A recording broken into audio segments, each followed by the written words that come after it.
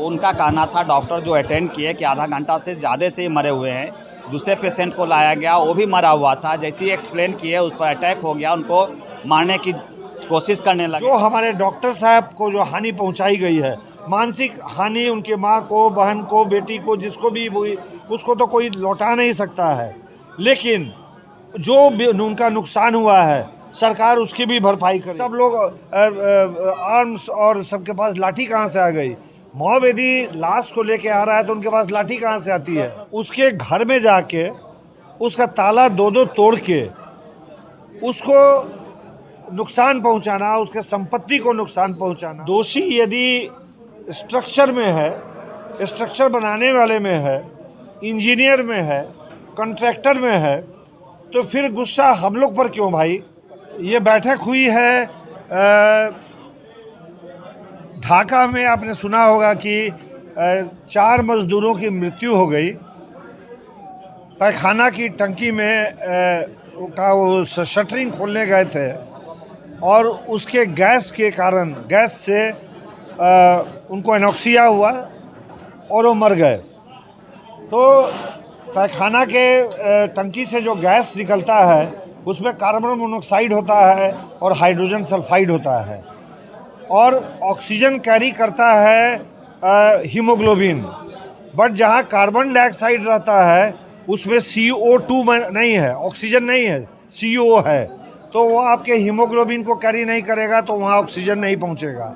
तो cellular level पर हर cell पर ही डेथ हो जाता है, जबकि अरबों सेल हमारे शरीर में है, और 2 मिनट के अंदर उसका डेथ हो जाता है। हमारे जगह में कहीं भी ये सुविधा नहीं है कि 2 मिनट के अंदर हम किसी मरीज को इंटेंसिव केयर यूनिट में ले जाएं, जो सुविधा अमेरिका में भी शायद नहीं है। इस ज़िले में बराबर ये कांड होता है, कभी गोपालगंज में, कभी मधुबन में, कभी कहीं भी।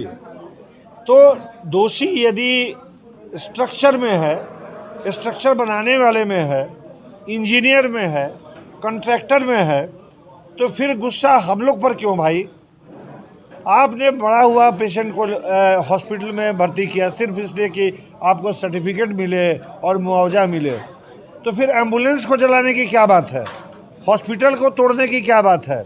बेड तोड़ने की कहाँ बात है? और तो और हमारे साथी जो हमारे सीनियर आई में मेंबर हैं और ढाका के डॉक्टर्स, कहा जाता है कि one of the best referral hospitals है बिहार का, उसके घर में जाके उसका ताला दो दो तोड़ के उसको नुकसान पहुंचाना, उसके संपत्ति को नुकसान पहुंचाना, और मानसिक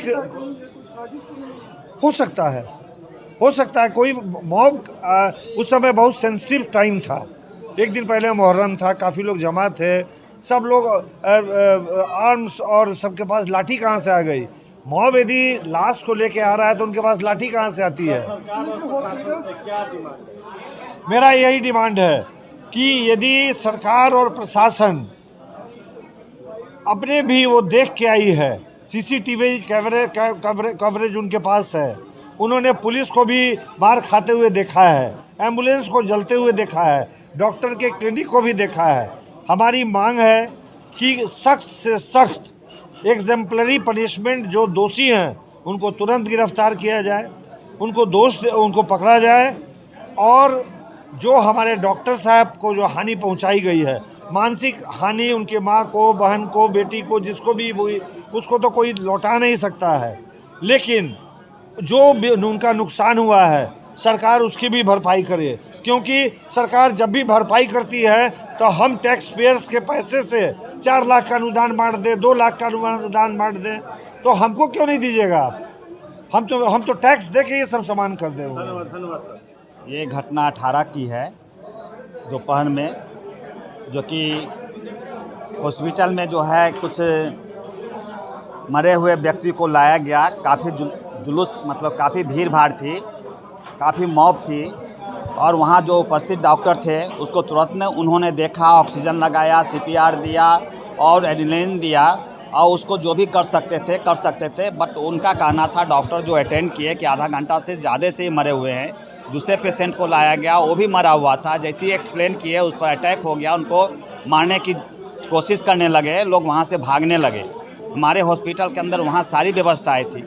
वहाँ से जो है मॉब को जो है डायरेक्ट कर करके मेरे निवास स्थान पर जहाँ क्लिनिक भी है वहाँ लोगों को करीब 200-300 आदमी पहुँच गए, ताला तोड़ कर अंदर घुस कर गए और जानलेवा हमला करने की कोशिश करने लगे। सारे चीज़ को तोड़ फोड़ कर दिए, गाड़ी को तोड़ फोड़ दिए, CCTV को तोड़ दिए कि ताकि कोई पहचान ना कर सके। और इस तरह से जान माल की हम लोग के जो है रक्षा नहीं हो पाया। पुलिस को इन्फॉर्म करने पर वो जो है 7-8 मिनट में आए ज़रूर और उनके मदद से हम लोग की जान की रक्षा हुई। उन्होंने जो भीड़ को भगाया, नहीं तो हम लोग की जो है काफ़ी ख़राब स्थिति हो चुकी थी। पूरे परिवार हमारे दहशत में हैं और हम उससे उबर नहीं पा रहे हैं। प्रशासन से निवेदन हमारी है कि हमारी रक्षा करे और भविष्य में इस तरह की घटनाएं नहीं हो। और जो क्षति हुई है, करीब 4 लाख के ऊपर की क्षति हुई है, उसको भरपाई करें, हमारी सुरक्षा दें। मैं डॉक्टर सुधीर कुमार गुप्ता।